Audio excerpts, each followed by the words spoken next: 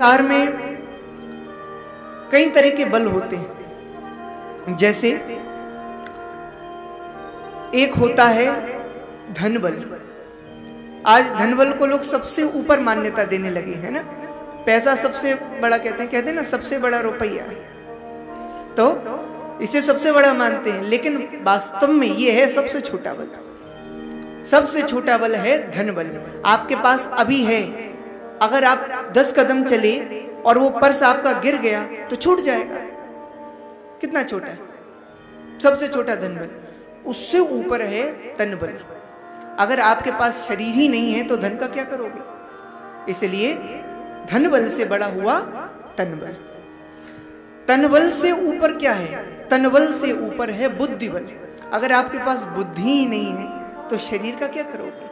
और बुद्धि नहीं है तो शरीर से इस धन का क्या करोगे फिर? इसलिए इन दोनों से ऊपर है बुद्धि बल।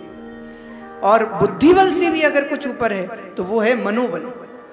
अगर किसी व्यक्ति का मनोबल गिरा हुआ है तो फिर बुद्धि भी काम नहीं करती, और मनोबल यदि ऊपर चढ़ा हुआ है तो फिर बुद्धि भी दौड़ती। इसलिए